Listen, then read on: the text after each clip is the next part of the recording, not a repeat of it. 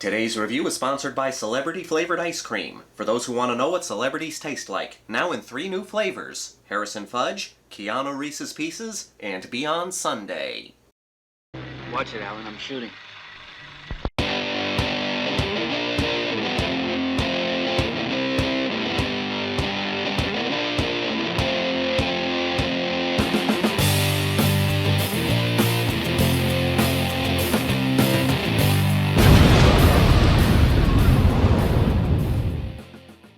Black Sheep.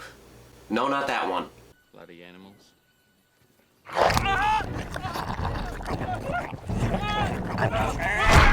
Killer Sheep.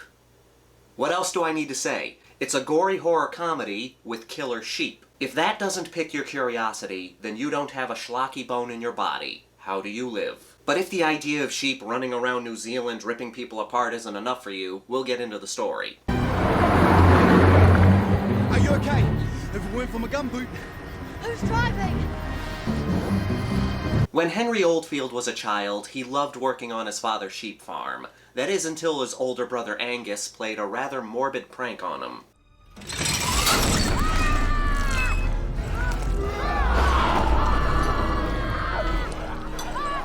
It's now 15 years later, and Henry suffers from a sheep phobia. Yeah, that sounds silly, but there's a phobia for everything. There's a knee phobia, for Christ's sake. People are afraid of knees. And the knights of them. We are the knights who say... knee! Anyway, Henry has returned to his father's farm to sell his share to his brother Angus, because he's terrified of sheep. At the same time, 2 environmentalists have come to the farm to expose what Angus is doing with these sheep. It turns out that Angus is doing genetic experiments with his sheep, trying to create the perfect sheep. And this is a horror movie, so we know what's gonna happen. The sheep become bloodthirsty monsters. Oh, what's down there?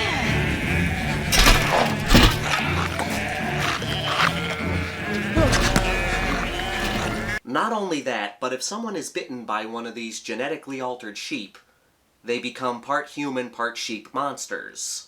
That'll be a... Oh, fuck. I'll get a tetanus shot when we get back. Clear it right up. The sheep did that. Then I'll get the vet to have a look at it. It'll be fine. Black Sheep comes from New Zealand, the same country that gave us Bad Taste and Dead Alive, aka Brain Dead, both directed by Peter Jackson. Yes, that Peter Jackson. Obviously, this is a horror comedy, and it's very entertaining. Just hearing the idea, killer sheep, you know you're in for something goofy and ridiculous. As silly as the story is, what makes this movie work is the performances of the actors. There's this delicate balance of serious and silly in their performances. Look at them, Angus! Look at you, the 5th generation farmer son who's scared of a few sheep. You do need therapy. And that's a good thing when it comes to horror comedy. If all the characters were silly and over the top, then the funny antagonist would not be as funny. They're still fun characters, but how they treat the threat is what makes it funny. They're taking this absurd situation seriously, but not to the point where it's no longer fun. It feels like all the actors are in on the joke.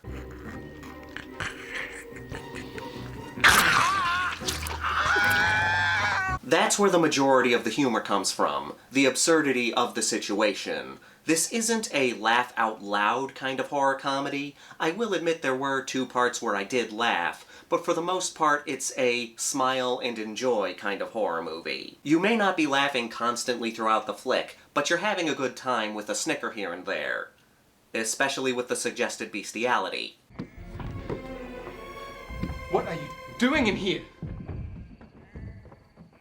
You wouldn't understand.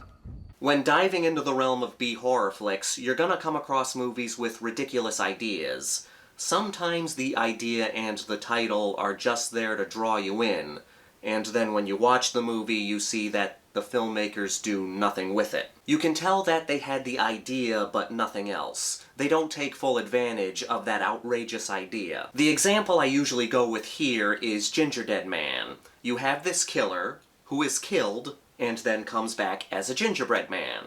This idea could make for something stupid, but fun. But they don't do anything with that idea.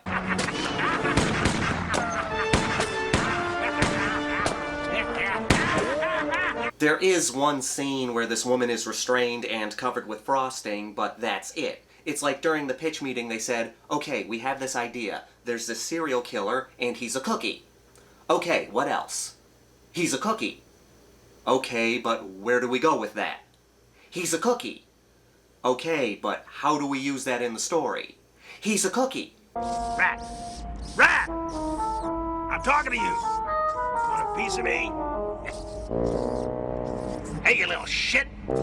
Fuck off! You can make the argument that Ginger Dead Man did not have a big budget, but Basket Case only had a budget of $35,000, and the director Frank Henenlotter did a lot more with that idea. Luckily, that's not the case here. Black Sheep is the kind of silly B-movie I like. It takes its goofy idea and runs with it, going full force. The filmmakers know what people watching this movie are looking for: killer sheep action. The movie doesn't blow its load too early. It teases you, giving you a taste of killer sheep here and there. When we get to the third act, we get the wool-covered bloodbath we're looking for.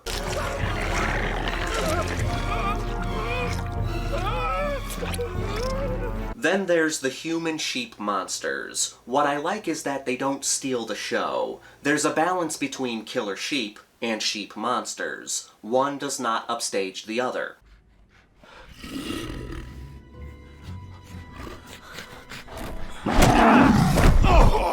Gorehounds in particular will like Black Sheep. There's a lot of blood here, and it's funny watching sheep gnawing on dead bodies. I have to applaud the effects work here. It's all practical, or at least 99% practical. Not just the gore, which is fantastic, but the sheep too.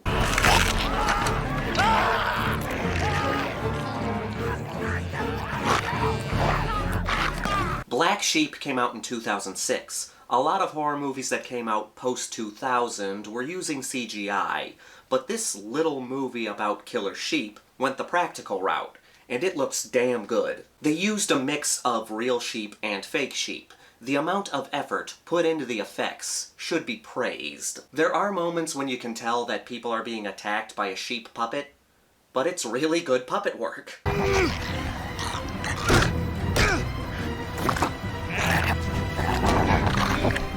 The best display of effort put into the effects work is with the sheep monsters. They look fantastic. Henry! This way! Come on! But the best moments are the transformation scenes. There's this one scene where this guy is turning into a monster sheep. Instead of using CGI for the transformation, they used multiple prosthetics and then switched them out. Then they pieced them together with this weird seizure effect.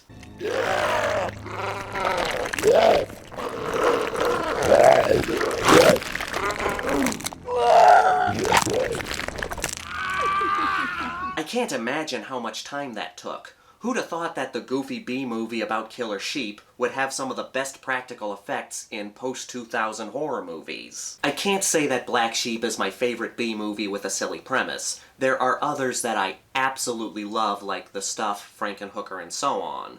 But it's still a very good B-horror movie. Well worth it if you're looking for something goofy, but also with effort.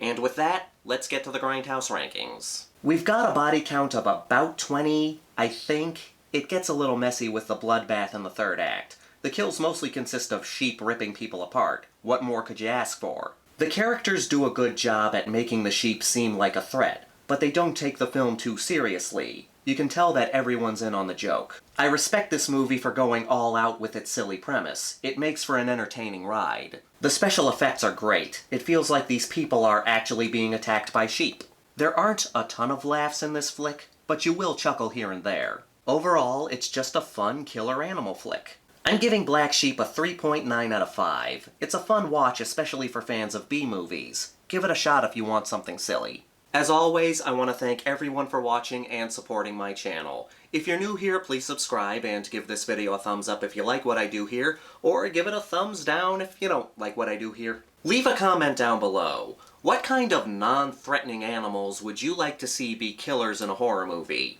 You cannot pick rabbits. That's already been done. This is the Maniac, here to remind you that the Grindhouse will never die. I've got a sudden craving for mutton. Never mind.